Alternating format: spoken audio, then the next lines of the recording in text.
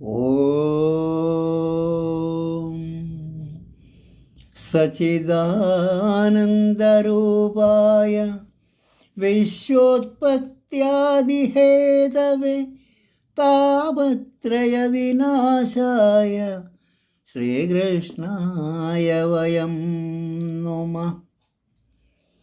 ഘോഷയാത്രയ്ക്ക് പോയ കർണനെയും എൻ്റെ മക്കളെയും ഗന്ധർവന്മാർ ബന്ധിച്ചതും അർജുനൻ അവരെ മോചിപ്പിച്ചതും യക്ഷപ്രശ്നങ്ങൾക്ക് ശരിയായ സമാധാനം നൽകി ധർമ്മപുത്രൻ ധർമ്മരഹസ്യങ്ങളെല്ലാം വിവരിച്ചതും കേട്ടപ്പോൾ പാണ്ഡവരുടെ ശക്തി എനിക്ക് മനസ്സിലായി സഞ്ജയ.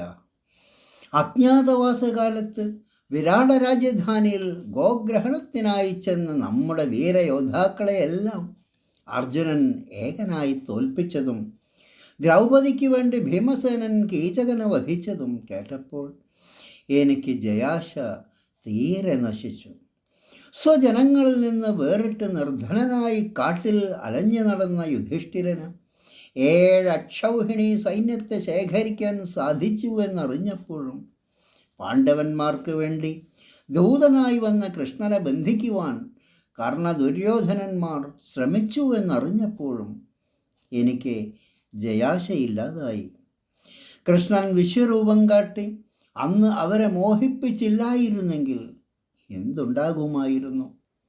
കൃഷ്ണൻ തന്നെ സഹായിയായി വന്ന പാണ്ഡവന്മാർക്ക് ഭീഷ്മരും ദ്രോണരും വിജയാശംസകൾ നൽകിയെന്നറിഞ്ഞപ്പോൾ എൻ്റെ സംശയം തീർന്നു സഞ്ജയ. ഭീഷ്മരും കർണനും അന്യോന്യം കലഹിച്ചു. കർണൻ യുദ്ധത്തിൽ നിന്ന് പിൻവാങ്ങിയപ്പോൾ പ്രതിപക്ഷത്ത് കൃഷ്ണനും അർജുനനും അപ്രമേയമായ ഗാണ്ഡീവവും.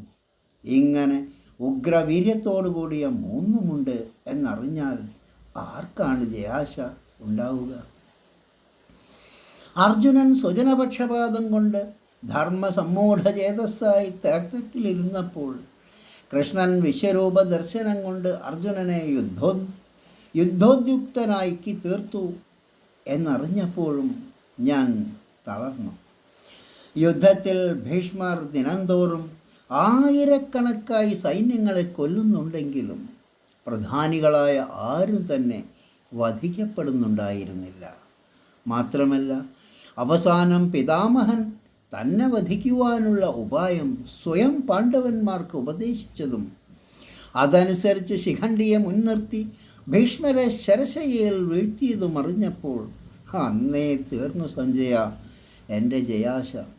ശരശയ്യയിൽ കിടക്കുന്ന ഭീഷ്മർ കുടിക്കുവാൻ വെള്ളം ആവശ്യപ്പെട്ടപ്പോൾ അർജുനൻ വരുണാസ്ത്രം കൊണ്ട് ഭൂമിയെ ഭേദിച്ച് ജലം വരുത്തി കൊടുത്തത് കേട്ടപ്പോഴും എനിക്ക് ജയാശ ഇല്ലാതായി. പാണ്ഡവപക്ഷത്ത് എപ്പോഴും നല്ല ശകുനങ്ങളും നമ്മുടെ പക്ഷത്ത് എപ്പോഴും ദുശകുനങ്ങളുമാണ് ഉണ്ടായിക്കൊണ്ടിരുന്നത്. പല ദിവ്യാസ്ത്രങ്ങളും അറിയുന്ന യുദ്ധവീരനായ ദ്രോണരും പാണ്ഡവപക്ഷത്തുള്ള പ്രധാനികളെയൊന്നും വധിച്ചില്ല.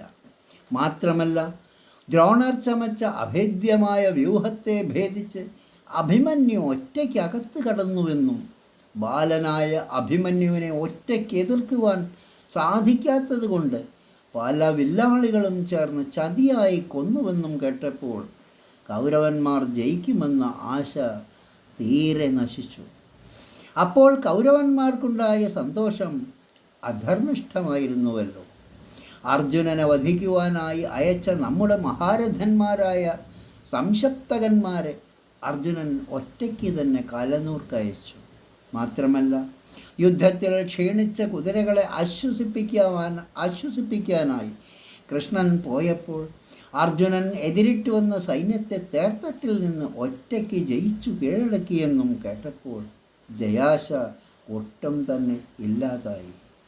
കർണന് ഇന്ദ്രൻ കൊടുത്ത അമോഘമായ വേൽ കൃഷ്ണൻ ഘടോൽക്കജനിൽ പ്രയോഗിപ്പിച്ച് അർജുനനെ രക്ഷപ്പെടുത്തിയതും ധർമ്മത്തെ അതിക്രമിച്ച് ദുഷ്ടദ്യുമ്നൻ ദ്രോണാചാര്യരെ തേരിൽ വീഴ്ത്തിയതും അറിഞ്ഞപ്പോൾ ജയാശ തീരെ ഇല്ലാതായി. പിതാവിൻ്റെ വധം കൊണ്ട് കുപിതനായ അശ്വത്ഥാമാവ് അയച്ച നാരായണാസ്ത്രം പാണ്ഡവന്മാരെ നശിപ്പിക്കാൻ ശക്തമായില്ലെന്ന് കേട്ടപ്പോൾ പിന്നെ ആർക്കാണ് ജയാശയുണ്ടാവുക? അർജുനൻ കർണനെയും സഹദേവൻ ശകുനിയെയും ധർമ്മപുത്രൻ മദ്രരാജാവിനെയും വധിച്ചു. മാത്രമല്ല ഭീമസേനൻ ദുശാസനൻ്റെ മാറിടം കീറി രക്തം കുടിക്കെ ആരും തടുക്കുവാനുണ്ടായില്ല. പിന്നീട് ക്ഷീണിച്ച് ജലസ്തംഭനം ചെയ്ത് കയത്തിൽ പോയി വിശ്രമിക്കുന്ന ദുര്യോധനനെ പാണ്ഡവന്മാർ ശ്രീകൃഷ്ണനോടുകൂടി ചെന്ന് ഉപദ്രവിച്ചതും അവിടെ നിന്ന് പുറത്തു വന്ന് ഗദായുദ്ധത്തിലേർപ്പെട്ട എൻ്റെ പുത്രനെ ഭീമൻ കൃഷ്ണൻ്റെ ഇംഗിതമറിഞ്ഞ് ചതിച്ചു വന്നതും അറിഞ്ഞ് എൻ്റെ ജയാശ അസ്തമിച്ചു പോയി. അശ്വത്ഥാമാവും കൂട്ടരും ഉറങ്ങിക്കിടക്കുന്ന പാഞ്ചാലരെയും ദ്രൗപദീപുത്രന്മാരെയും അതിനിശംസമായി വധിച്ചതും അർജുനൻ അശ്വത്ഥാമാവിൻ്റെ ശിരോരത്നം എടുത്തുവിട്ടതും ഐഷീകാസ്ത്രം കൊണ്ട് നശിപ്പിച്ച ഉത്തരാഗർഭത്തെ കൃഷ്ണൻ സ്വശക്തി കൊണ്ട് ജീവിപ്പിച്ചതും മറ്റും അറിഞ്ഞപ്പോൾ ജയാശ തീരെ അസ്തമിച്ചു.